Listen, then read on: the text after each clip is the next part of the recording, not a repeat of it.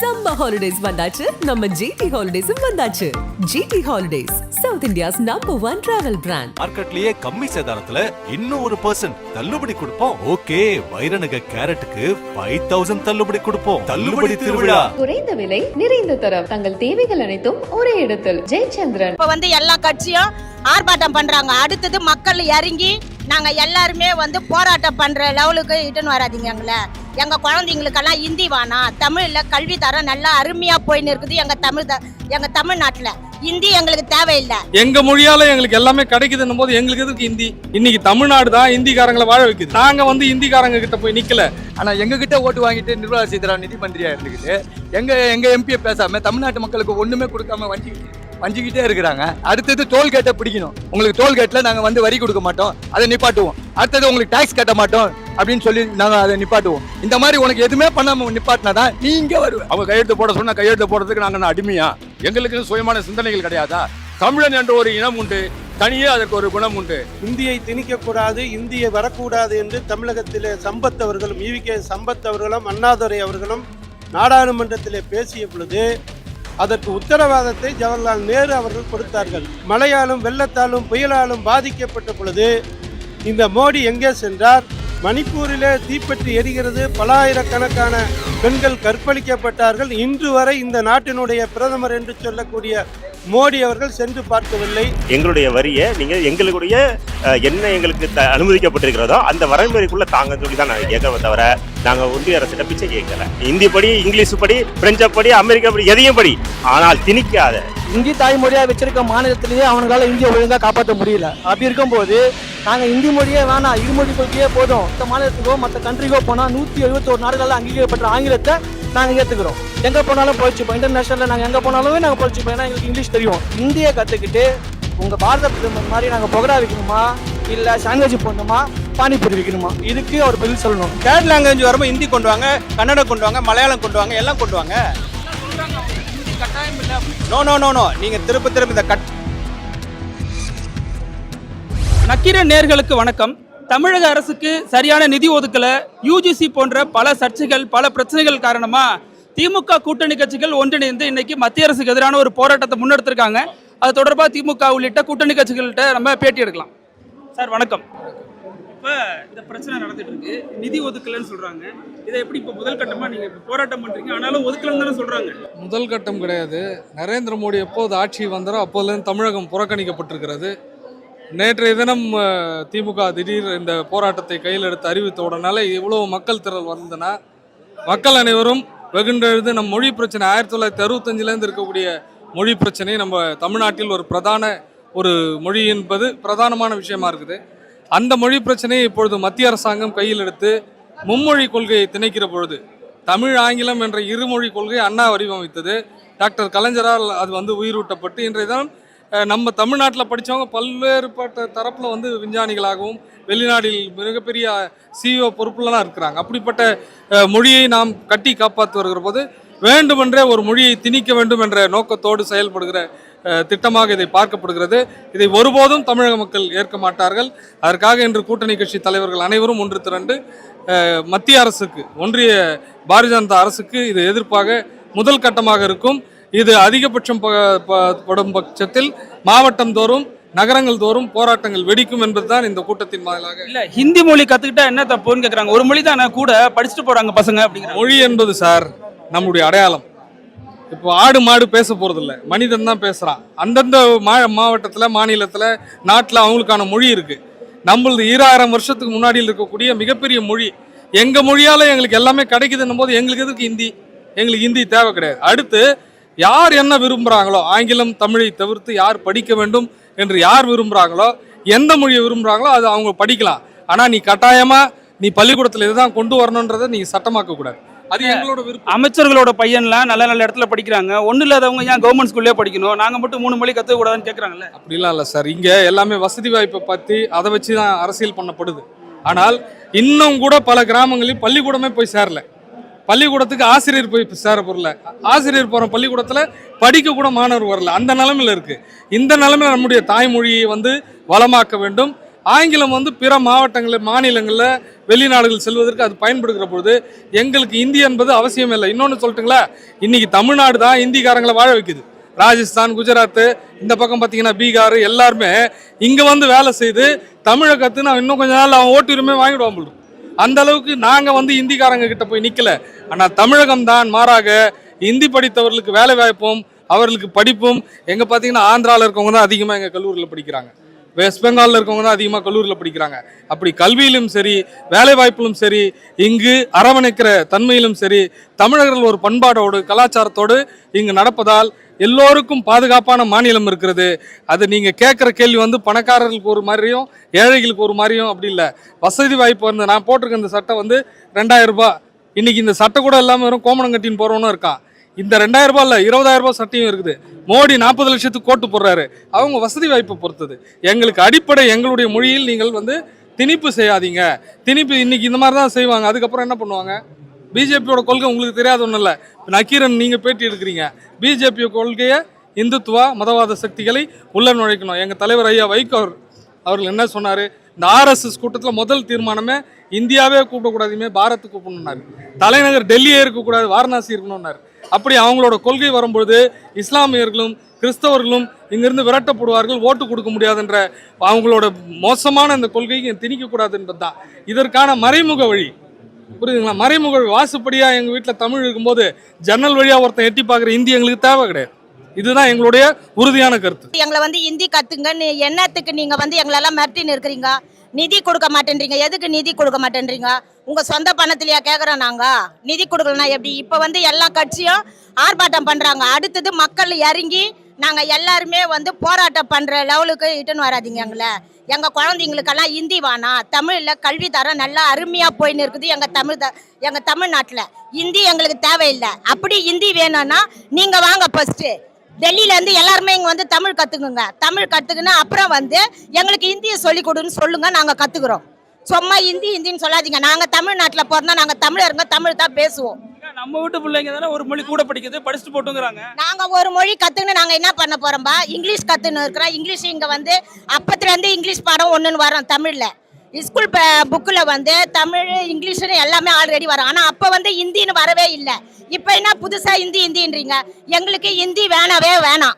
அப்படி ஹிந்தி வேணுமா இருந்தால் நீங்கள் கற்றுங்க ஃபஸ்ட்டு. தப்பாக தமிழ் பேசுகிறீங்க பாரு, அது கரெக்டாக கற்றுக்குன்னு கரெக்டாக பேசுங்க. அதுக்கப்புறம் ஹிந்தின்ட்டு தமிழ்நாட்டில் வந்து ஹிந்தியை திணிங்க. ஹிந்தி எங்களுக்கு வேணாம். நல்லா செம போராட்டம் பண்ணுவோம் நாங்கள். நிதி எதுக்கு எங்களுக்கு தரமாட்டேன்றீங்க? தமிழ்நாட்டு மக்கள் என்ன பண்ணாங்க? நிதி எங்களுக்கு கொடுக்கணும். நிர்மலா சீதாராமன் வந்து என்ன சொல்றாங்கன்னா, எங்க எம்பிங்களை தமிழ்நாட்டு எம்பிங்களை பேசவே விட மாட்டாங்க. கனிமொழி பேசினா வேணான்றாங்க, எச் ராஜா பேசினா கோவப்படுறாங்க, ஏய் உட்காருன்றாங்க. எங்க தமிழ்நாட்டில் ஓட்டு வாங்கிட்டு எங்க மந்திரியா நீ இருந்து எங்க தமிழ்நாட்டு மக்களுக்கு பேசாம அவங்க நிறைய மோடி பக்கமோ பிஜேபி பக்கமே. தமிழ்நாட்டில் பிஜேபி ஓட்டே போட மாட்டேங்கிறீங்களே. பிஜேபிக்கு நாங்க ஏன் போடுறோம்? நாங்க போடணும்னு அவசியமே இல்லையே. அதான் 40 சீட்டுக்கு 40 நாங்க அடிச்சு காட்டணுமே. அதுக்கப்புறம் இங்க என்னத்துக்கு சும்மா நீங்களா? தேவையே இல்லையே. ஆனா எங்ககிட்ட ஓட்டு வாங்கிட்டு நிர்மலா சீதாராமன் நிதி மந்திரியா இருந்துக்கிட்டு எங்க எம்பியை பேசாம தமிழ்நாட்டு மக்களுக்கு ஒண்ணுமே கொடுக்காம வஞ்சிக்கிட்டே இருக்கிறாங்க. அப்படி இருக்கும்போது எங்க மக்கள்கிட்ட நீ ஓட்டு வாங்கிட்டு நீ அங்க எம்பியா இருக்கணும் அவசியமே இல்லையே. அதுதான் எங்களுடைய கோரிக்கை. இந்தி எங்களுக்கு தேவையில்லைன்னு சொல்ல, இந்தியே தேவையில்லை. இங்க நீங்க விட்டு பசங்க தான் இன்னொரு லாங்குவேஜ் கூட படிக்க போகுது, படிச்சுட்டு இங்கிலீஷ் படிச்சுக்கிறோம். எதுக்கு? ஹிந்திலாம் எங்களுக்கு தெரியும், எல்லாமே தெரியும். அதனால நீ எதுக்கு திணிச்சிருக்க? வந்து ஒரு மக்கள் ரயில் நிறைஞ்சு இந்திக்காரங்க உள்ள நிறைச்சிக்கிட்டு தான் இருக்கிற. எங்க ஊர்ல தான் உங்களுக்கு வேலை கொடுக்குறோம். அஸ்ஸாம், யூபி, இங்கெல்லாம் யோகி எல்லாம் இதெல்லாம் பார்க்கணும். இதை பார்க்காம என்ன பண்றது? எங்க நாட்டு மக்கள் எங்க தலைவர் எல்லாமே தான தலைவர் நிறைய செய்யணும்னு ஆசைப்படுறாரு. அது பேச விட வேண்டியதானே? அதை விட்டுட்டு நீங்க எதுக்கு? தேவையே இல்லை. நிர்மலா சீதாராமனுக்கு அடுத்தது டோல்கேட்டை பிடிக்கணும். உங்களுக்கு டோல்கேட்டில் நாங்கள் வந்து வரி கொடுக்க மாட்டோம், அதை நிப்பாட்டுவோம். அடுத்தது உங்களுக்கு டாக்ஸ் கட்ட மாட்டோம் அப்படின்னு சொல்லி நாங்கள் அதை நிப்பாட்டுவோம். இந்த மாதிரி உனக்கு எதுவுமே பண்ணாமல் நிப்பாட்டினா தான் நீ இங்கே வருவ. அதுதான் எங்க தலைவருக்கு இதுதான் எங்க கோரிக்கை. இந்த மாதிரி பண்ணுங்க அப்படின்னு தான் இது வாழ்க வளமுடன். போராட்டம் செய்கிறது வந்து நம்ம எதிர்ப்பை பதிவு செய்கிறோம் முதல்ல. அடுத்தது வந்து இருமொழி கொள்கையை வந்து நாங்கள் எப்போவுமே தமிழ்நாடு இருமொழி கொள்கையை தான் வலியுறுத்துது. இன்னொன்று அவங்க என்ன சொல்கிறாங்கன்னா, தர்மேந்திர பிரதான் என்ன சொல்லியிருக்காருன்னா, ஹிந்தியை நாங்கள் திணிக்க போகிறதில்ல, தாய்மொழியை தான் நாங்கள் இது பண்ணுறோம், நீங்கள் 3வது மொழி ஒன்று கற்றுக்குங்கன்னு சொல்கிறாங்க. நாங்கள் என்ன கேட்குறோம்னா, நிறையா வட மாநிலங்களில் ஒரு மொழி கொள்கை தான் இருக்குது. ஒரு மொழி கொள்கையை அடிப்படையாக வச்சு தான் இருக்குது. இணைப்பு மொழின்றது ஆங்கிலம் இணைப்பு மொழியாக இருக்குது. அப்போ நீங்கள் ஆங்கிலத்தை வந்து நீங்கள் கற்றுக்கிறதுக்கு பதில் எங்களை 3வது மொழி கற்றுக்க சொல்கிறீங்க பார்த்தீங்களா? நீங்க ரெண்டாவது மொழி நீங்க கத்துக்கிறதுக்கு பதில் நீங்க கத்துக்கிறது ஈஸி ரெண்டாவது மொழி. ஆனா எங்களை என்ன சொல்றீங்க, மூணாவது மொழி ஒன்று கத்துக்குங்க அப்படின்னு சொல்லிட்டு நீங்க வலியுறுத்துறீங்க. அதை தான் நாங்க எதிர்க்கிறோம். மொழி கத்துக்கிறது நல்லதுதான், ஒரு மொழி கூடுதலா கத்துக்கிறது அது இங்க திணிக்க கூடாது. அது எங்களுடைய விருப்பம். அது இப்போ எனக்கு ஒரு தேவைன்னா அந்த தேவைக்கு ஏற்றவாறு நான் கத்துக்க போறேன். நான் என்னோட தேவை வந்து இது பண்ணிக்கிறேன். மத்திய கல்வித்துறை அமைச்சர் பேசியது சட்டத்துக்கு புறம்பானது மட்டுமல்ல, ஆணவம், அகம்பாவம், திமிர் பிடித்த மிக மட்டமான பேச்சு. அதை தமிழர்கள் ஒரு நாளும் அதை ஏற்க மாட்டார்கள். மிகவும் கடுமையாக எதிர்ப்போம். மீண்டும் ஒரு போராட்டம் ஏற்படுவதற்கும் வாய்ப்பு இருக்கிறது. கையெழுத்து போட்டாதான் தரேன்னு சொல்றாங்களே, கையெழுத்து போட வேண்டியதானே தமிழக அரசு, பலரும் கேட்கறாங்களே. அவங்க கையெழுத்து போடணும்னா நாங்கள் அடிமைங்களா? அவங்க கையெழுத்து போட சொன்னா கையெழுத்து போடுறதுக்கு நாங்கள் அடிமையா? எங்களுக்கு சுயமான சிந்தனைகள் கிடையாதா? தமிழன் என்ற ஒரு இனம் உண்டு, தனியே அதற்கு ஒரு குணம் உண்டு. நாங்கள் ஒன்றும் குஜராத்தோ உத்தரப்பிரதேசமோ கிடையாது. இங்கே தான் அறிவில் சிறந்தவர்கள், இங்கே தான் விஞ்ஞானிகள், இங்கே தான் உலகம் முழுக்க தமிழன் பரவி கிடக்கிறான். வேற எந்த மாநிலத்தில் இது மாதிரி பரவலாக இருக்காங்க சொல்லுங்க பார்க்கலாம். எங்கேயுமே கிடையாது. இது ஒரு காட்டு மிராண்டி ஆட்சி. இது கடுமையாய் எதிர்க்கப்பட வேண்டிய ஆட்சி, அகற்றப்பட வேண்டிய ஆட்சி. இதை செய்யக்கூடாது என்பது வேறு, இதை செய்தால் இது தருவோம், இதை செய்யாவிட்டால் தரமாட்டோம் என்று சொல்வதைத்தான் காங்கிரஸுக்கும் பிஜேபிக்கும் உள்ள வித்தியாசம். காங்கிரஸ் கட்சி, எங்களுடைய தலைவர் ஜவஹர்லால் நேரு அவர்களும், அன்னை இந்திரா அவர்களும், பட்டேல் அவர்களும், நரசிம்மராவ் இருந்து மன்மோகன் சிங் வரையில, அன்னை சோனியா காந்தி வரையில இந்த திட்டத்தை திணிக்க மாட்டோம் என்பது காங்கிரஸ் கட்சியின் கொள்கை. காங்கிரஸ் கடந்த காலத்துல மும்மொழி கொள்கையில இந்தி கட்டாயம் சொன்னுச்சு, இப்ப மோடி சொல்லல அப்படிங்கிறாங்க. விருப்பம் உள்ளவர்கள் படிக்கலாம், அதுதான் காங்கிரஸ். நேரு அன்னைக்கு ஃபர்ஸ்ட் இண்டிபெண்டன்ஸ், இந்த அண்ணாதுரை அவர்கள் நாடாளுமன்றத்திலே இந்தியை திணிக்கக்கூடாது, இந்தியை வரக்கூடாது என்று தமிழகத்திலே சம்பத் அவர்களும், ஈவிகே சம்பத் அவர்களும், அண்ணாதுரை அவர்களும் நாடாளுமன்றத்திலே பேசிய பொழுது அதற்கு உத்தரவாதத்தை ஜவஹர்லால் நேரு அவர்கள் கொடுத்தார்கள். கைப்பட எழுதி கொடுத்தார்கள். என்னென்னு, நீங்கள் மக்கள் விரும்புகிறவரை, நீங்கள் விரும்புகின்றவரை இந்த இந்தி திணிக்கப்பட மாட்டாது, விருப்பப்பட்டவர் படிக்கலாம் என்று தான் காங்கிரஸ் சொன்னதே ஒழிய, நீங்கள் இந்த திட்டத்தை ஏற்றுக்கொண்டால்தான் உங்களுக்கு நிதி கொடுக்கப்படும் என்று சொல்லவில்லை. அப்படின்னா ஜிஎஸ்டியை தமிழகத்திலிருந்து நீங்கள் பெறாமல் இருக்க முடியுமா? ஜிஎஸ்டியினுடைய பணத்தை தமிழக மக்கள் மழையாலும் வெள்ளத்தாலும் புயலாலும் பாதிக்கப்பட்ட பொழுது இந்த மோடி எங்கே சென்றார்? மணிப்பூரிலே தீப்பற்றி எரிகிறது, பல ஆயிரக்கணக்கான பெண்கள் கற்பழிக்கப்பட்டார்கள். இன்று வரை இந்த நாட்டினுடைய பிரதமர் என்று சொல்லக்கூடிய மோடி அவர்கள் சென்று பார்க்கவில்லை, தமிழகத்திற்கும் வரவில்லை. தமிழகத்திலே நான் இந்த புதிய கல்விக் கொள்கையை ஏற்றுக்கொண்டால்தான் நிதியை கொடுப்போம் என்று அவருடைய மந்திரி தான், அவருடைய மந்திரி சபையிலே இருக்கின்ற மந்திரி அவர்கள் தான் சொல்லியிருக்கிறார்கள். ஆகவே தான் இந்த போராட்டம். இந்த போராட்டம் என்ன தாக்கத்தை ஏற்படுத்தும் நினைக்கிறீங்க? தமிழகத்தில் இருக்கிற மக்கள் மீண்டும் ஒரு விழிப்புணர்ச்சியை ஏற்படுது. மத்திய அரசு, ஒரு அரசு என்பது, எங்களுடைய காங்கிரஸ் கட்சி கடந்த 60 ஆண்டு காலங்களிலே பல்வேறு வெற்றி தோல்விகளை சந்தித்திருக்கின்றது. தோற்ற மாநிலத்திற்கு நாங்கள் நிதி கொடுக்க மாட்டோம் என்று சொன்னது கிடையாது. தேர்தலுக்கு பின்பாக அனைத்து மாநிலத்திற்குமான பிரதமராகத்தான் காங்கிரஸ் கட்சியில் இருந்த பிரதமரெல்லாம் நடந்திருக்கிறார்கள். தோல்வி பெற்ற மாநிலத்திற்கு நான் எதுவும் செய்ய மாட்டேன் என்று சொல்லவில்லை, சொல்லவும் மாட்டோம். இன்று இந்த இந்திய பிரதமர் அவர்கள் இன்று ஒரு பத்திரிகையை, ஒரு வாட்ஸ்அப் குரூப்பில், ஃபேஸ்புக்கில் பார்த்தேன். இரும்பு மனிதர் வல்லபாய் பட்டேல், இரும்பு மங்கை அன்னை இந்திரா காந்தி, எந்திர மனிதன் மோடி என்று, ஏன் இவிஎம் மோடி என்று சொல்லுகிறார் என்று சொன்னால், இந்த மோடி அவர்கள் இந்தி பேசுகின்ற மாநிலத்திலே அவருடைய திருவிளையாடல்களை வைத்துக்கொண்டு அங்கே அதாவது இந்தியாவிலே அதிகமாக ஜிஎஸ்டி செலுத்தக்கூடிய, இன்கம் டேக்ஸ் கட்டக்கூடிய மாநிலம் தமிழ்நாடு. ஆனால் தமிழகத்திற்கு நீங்கள் நிதி ஒதுக்குகின்ற பொழுது நீங்கள் எந்த விழுக்காட்டிலே நீங்கள் ஒதுக்குகிறீர்கள் என்பதை பொதுமக்களுக்கு விளக்குவதற்குத்தான் இந்த கூட்டம். திமுக இரட்டை வேடம் போடுதுன்னு சொல்றாங்க. அதிமுக அவங்க எழுதி கொடுக்கும்போது என்ன சொல்லி எழுதி கொடுத்தாங்க, இப்போ அதில் என்ன இருக்குது, அதில் அந்த மாதிரியான ஒரு சரத்தை இல்லாத சரத்தை சொல்கிறார்கள். அதாவது எதையுமே பாரதிய ஜனதா கட்சி என்ன செய்வாங்க அப்படின்னா, ஒரு விஷயத்த இருக்குதுன்னு சொல்லுவாங்க, அதுக்கப்புறம் அது இல்லைன்னு சொல்லுவாங்க. மாற்றி மாற்றி பேசக்கூடியது தான் அவருடைய நடைமுறையாக இருக்குது. இப்போ இடையில ஏற்பட்ட நாடாளுமன்றத்திலேயே பார்த்தீங்கன்னா, நமக்கு ஒரு கேள்வி கேட்குறாங்க, அதுக்கு வேற ஒரு பதிலை சொல்கிறாங்க. அந்த மாதிரியான மாற்றி பேசக்கூடியவர்களாக தான் இருக்கிறாங்க. இன்றைக்கி நம்ம கேட்கக்கூடியது ரொம்ப சாதாரண விஷயம். நாங்கள் வரி கெடுத்துருக்குறோம், எங்களுடைய வரியை நீங்கள் எங்களுடைய என்ன எங்களுக்கு அனுமதிக்கப்பட்டிருக்கிறதோ அந்த வரைமுறைக்குள்ளே தாங்கன்னு சொல்லி தான் நாங்கள் கேட்குறோமே தவிர, நாங்கள் ஒன்றிய அரசிட்ட பிச்சை கேட்கல. நாங்கள் இன்னைக்கு இந்தியாவிலேயே மிக அதிகமாக வரி கொடுக்கக்கூடிய ஒரு மாநிலம் தமிழ்நாடு. மகாராஷ்டிராவுக்கு அடுத்ததாக தமிழகத்திலிருந்து தான் அதிகமான நிதி போகுது. அப்போ நீங்கள் வந்து எந்தெந்த திட்டங்களுக்கெல்லாம் நீங்கள் ஒதுக்கியிருக்கிறீங்களோ அத்தனை திட்டங்களிலும் முதலில் புறக்கணிப்பதும் பிறகு அந்த ஒதுக்கக்கூடிய நிதிகளிலே மிகவும் சொற்பமான பிச்சை போடுவது போன்ற ஒரு சூழ்நிலை தான் இன்னைக்கு நீங்க செஞ்சு கொண்டு இருக்கிறீங்க. இந்த அதிக வரி தரும் அதனால அதிக நிதி தரும் கேட்கறது சொற்பமா இருக்கு. நாங்க அதிகமாக நிதி கேட்கவில்லை. எங்களுக்கு என்ன கொடுக்கணுமோ அதை மட்டும் நாங்க கேட்கிறோம். இன்னைக்கு கல்விக்கு நாங்க கேட்டிருக்கோம், இந்த 2000 சில்லற கோடி எங்களுக்கு தரணும்னு சொல்லி நாங்க கேட்டிருக்கிறோம். இதுக்கு முன்னாடி எங்களுடைய வரதா புயல்ல இருந்து ஒரு புயல்களிலும் மக்கள் பாதிக்கப்பட்டிருக்கிறாங்க. அந்த புயல்ல பாதிக்கப்பட்ட மக்களுக்கு நிவாரணத்தை கொடுங்க நாங்க கேட்டோம். ஆனால் அந்த நிதியை கொடுக்கல. எது கேட்டாலும் இல்லை இல்லை என்று வெறுங்கையை காட்டிக் கொண்டிருக்கக்கூடிய இந்த ஒன்றிய அரசு, பாரதிய ஜனதா பாசிச அரசு இன்று இந்தியாவாக இருக்க வேண்டுமா என்ற ஒரு நிலைக்கு அழைத்து செல்லக்கூடிய ஒரு மிக மோசமான சூழ்நிலைக்கு அழைத்துக் கொண்டிருக்கின்றது. ஆனால் அன்றே எங்கள் அண்ணா சொல்லிவிட்டார், அது எங்களுடைய தலைவர் கலைஞர் அவர்கள் எங்களுக்கு பாடம் கற்று வைத்திருக்கிறார்கள். இந்த தமிழக மண் கந்தக மண், இது மிகப்பெரிய பாடத்தை கொடுத்திருக்கின்றது. மும்மொழி கொள்கைக்கு எதிரானவர்கள் நாங்கள், இருமொழி கொள்கையை கடைபிடிக்கக்கூடியவர்கள் நாங்கள். எங்களுடைய உரிமையை கேட்கிறோம். திமுக அமைச்சர்களுடைய மகன்லாம் வந்து பிரெஞ்சு படிக்கிறாங்க, சாதாரண படிக்க யாரும் படிக்க கூடாது நாங்க சொல்ல. அனைவருக்கும் கல்வி வேண்டும். யார் யாருக்கு என்னென்ன வேணுமோ படிங்க. இந்தி படி, இங்கிலீஷ் படி, பிரெஞ்சு படி, அமெரிக்கா படி, எதையும் படி. ஆனால் திணிக்காத, நாங்கள் சொல்லக்கூடியதுதான், திணிக்காதீர்கள். எங்கள் மீது நீங்கள் திணிக்காதீர்கள். எங்களுடைய உரிமை, எங்களாக வாழ விடுங்கள். நாங்கள் வந்து என்ன சொல்றோம், தமிழை படிக்கிறோம், ஆங்கிலத்தை படி. இன்னைக்கு ஆங்கிலத்தை படித்து தமிழ் வழியாக படித்த மருத்துவர்கள் இந்தியாவெங்கும், ஏன் உலகமெங்குமே சிறப்பாக செயல்பட்டுக் கொண்டிருக்கிறார்கள். சிறந்த மருத்துவத்தை தேடி இந்தியா முழுவதிலும் இருந்து இங்கே வருகிறார்கள், தமிழகத்திற்கு வருகிறார்கள். தமிழகம் என்பது மருத்துவத்துறையில சிறந்து விளங்கி கொண்டிருக்கின்றது. இன்னைக்கு யாருங்க பில்கேட்ஸ்க்கு அடுத்தது மிகப்பெரிய சுந்தர் பிச்சை யாரு? மாநகராட்சி பள்ளியிலே படித்தவர், அரசு பள்ளியிலே படித்தவர், அரசு கல்லூரியிலே படித்த டாக்டர் APJ அப்துல் கலாம் அவர்கள் யாரு? எல்லாம் தமிழ் வழியில படிச்சவங்க. தமிழ் வழியில படிச்சவங்க இன்னைக்கு பிச்சை எடுத்துட்டு இருக்காங்களா?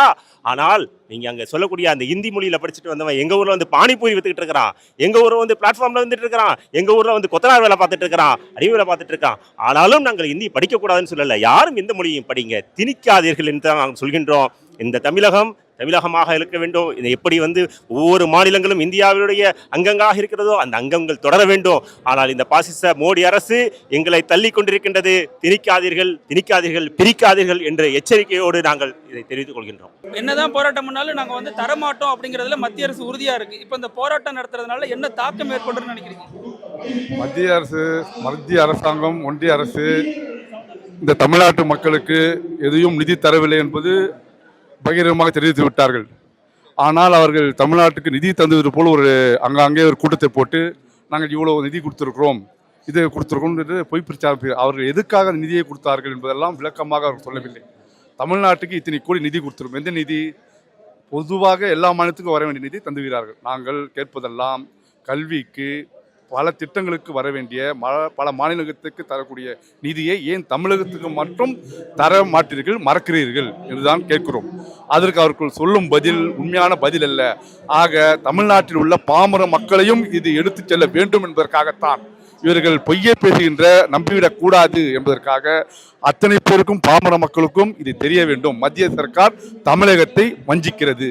ஆக பிஜேபியும் அதோடு கள்ள உறவு வைத்திருக்கின்ற அதிமுகவையும் அதோடு புதிதாக இருக்கின்ற விஜய் கட்சியும் கேட்காமலேயே அரசு பாதுகாப்பு, போலீஸ் பாதுகாப்பு, இஜெட் பிரிவு பாதுகாப்பு தரப்படும். என்ன காரணம்? விஜய் அதிமுக எல்லாரும் எதிர்க்கிறாங்கல்ல. இதை எதிர்க்கிறாங்க சொன்னால் தமிழக அரசை மீண்டும் என்பதை எதிர்க்கிறார்கள். அவர்கள் கோபமெல்லாம் தமிழக அரசு மீது தான்.